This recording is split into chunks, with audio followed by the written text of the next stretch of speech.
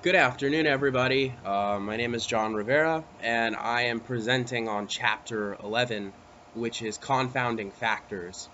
Um, just to kind of give a brief overview, if you're not familiar, confounding factors, or the word confounding in itself, is defined as affecting multiple variables at the same time. So when we think about confounding in terms of health practice, we see a lot of socio stuff. We see a lot of behavior patterns of people that maybe in a certain area, comparing different international places to each other, in terms of habits, and how they affect kind of the economy. Um, so we'll go ahead and we'll get right into it. I think the aim of the chapter, or more of kind of like what I was trying to establish out of it, was understanding the main factors that affect health outcomes within the community, understanding how those factors affect spending, comparing international places, and seeing how their trends affect their spending, and then also discussing what health metrics are reliable indicators, because as we compare countries, we also must set the criterion as to what might be considered a valid consideration of health, and what exactly we're basing these studies off of. So the first portion of the chapter goes into value in health. Confounding factors and their value in health was brought to attention by the work of Porter and Teesberg. So it was a 2006 study, and it pushed for more value to be offered in the healthcare delivery system overall. Merits of value were based off of total or composite systems rather than single instances. So rather than looking at specific areas, we're looking at the whole overall system. And the way that the value was rated and communicated was spending in relevance to the health outcomes that were associative with that spending. In terms of medical spending, the United States spends more in health than any other foreign nation per overall, per capita, and per GDP, which is gross domestic product. Which speaks volumes comparative to a lot of other very advanced or competitive nations. I think it's very odd that we spend the most, and the reason I say that we'll get into further as we get into the chapter. The United States is spending more than double in medical expenses per capita than France, Japan, and the UK. My question in regards to the U.S., does the United States spending more on medical expenditures lead to a higher quality of outcomes? And we will get into that in the next couple slides here. So going into the health outcomes, the two most common indicators of health outcomes are life expectancy at birth and infant mortality rate. Although both indicators are based off of aggregate data, they fail to account for externalities that may affect, expectancies in that nation. So what I meant by that was more of environmental issues, or maybe access to healthcare, access to technology, prenatal care in terms of the infant mortality rate. As far as the OECD health data illustrations in the chapter, the United States trails every country in expectancy, expected age of death, infant health. So that would include Canada, Japan, Germany, France, Switzerland. So that's a major statistic, because given the fact that we're spending a lot in excess comparative to everybody else, our outcomes still don't reflect that excess spending is turning into a valid result.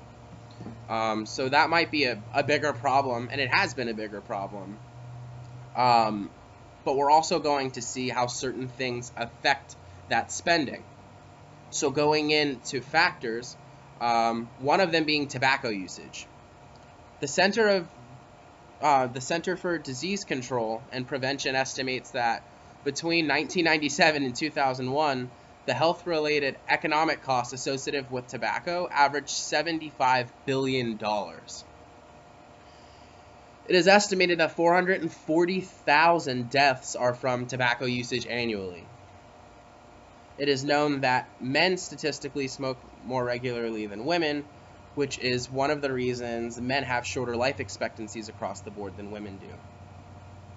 Going back to that first point in the tobacco slide, this is one of the factors that may elevate our health spending. We're seeing that $75 billion in effects to tobacco. So I think that's really what the chapter is trying to chime into, is the fact that it may not specifically be the healthcare system in itself, but the factors surrounding the care provided that may be making it worser. In terms of alcohol usage, that would be the next big factor. Almost half of Americans over the age of 12 report that they currently use alcohol. The cost of alcohol abuse to Americans in 1998 was approximately $185 billion. Over 2/3 of those costs were caused by loss of productivity due to alcohol-related illness and due to premature death. Again, in terms of speaking on life expectancy in the United States, this could be a major indicator as to why, alongside one other thing.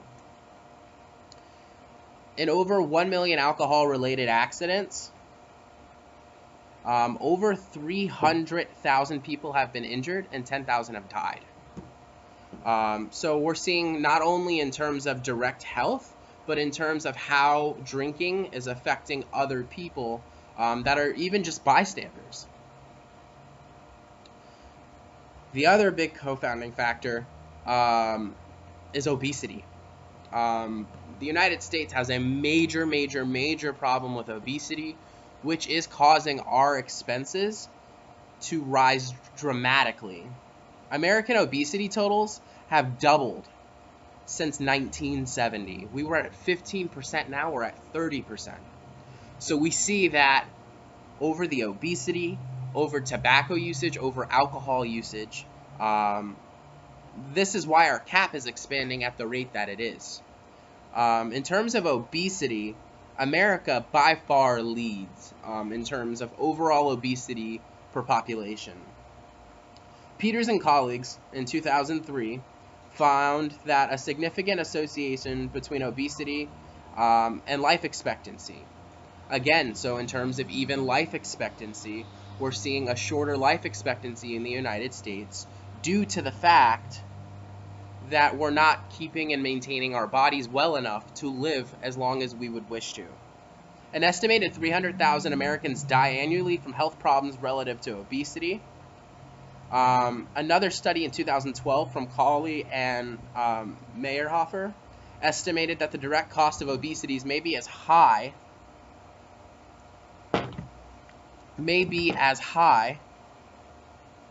as $186 billion in 2008. So think about that number today. That's, at that point in time in 2008, that was 16% of U.S. healthcare spending.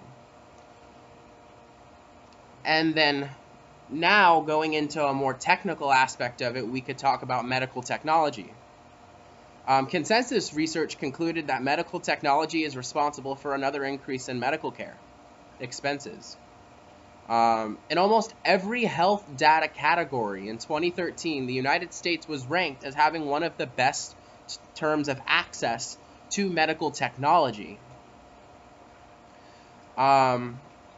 We also see that medical malpractice is another portion of the expense rise.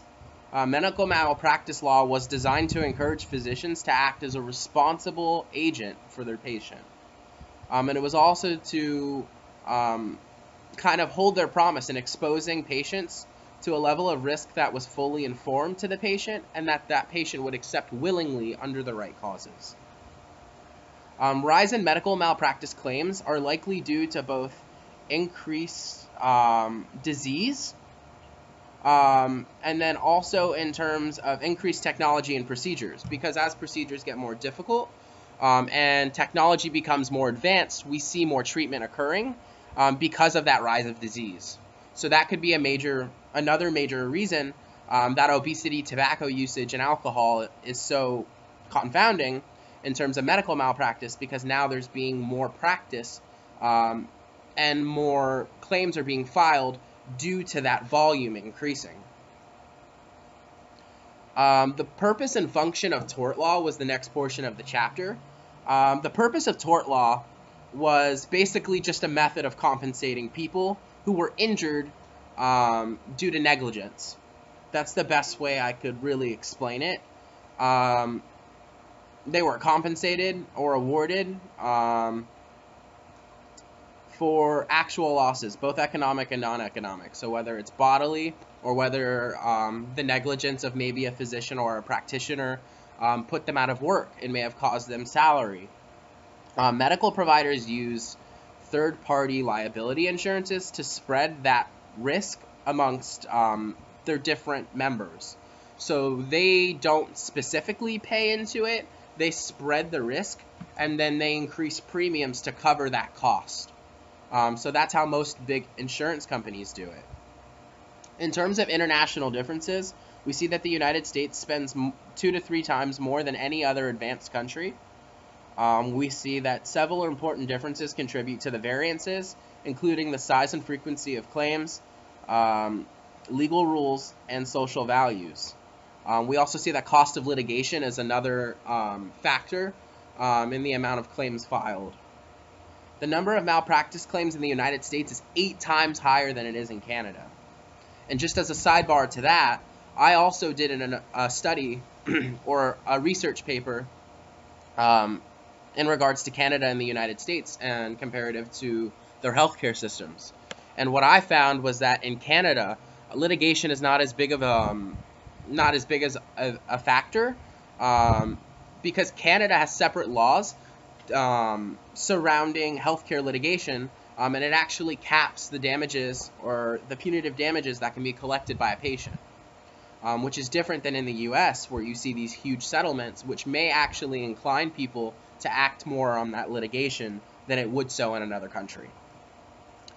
Just to cap off, my discussion question was in regards to the United States healthcare spending. Do you believe that basically, I want your opinion on how you would justify this.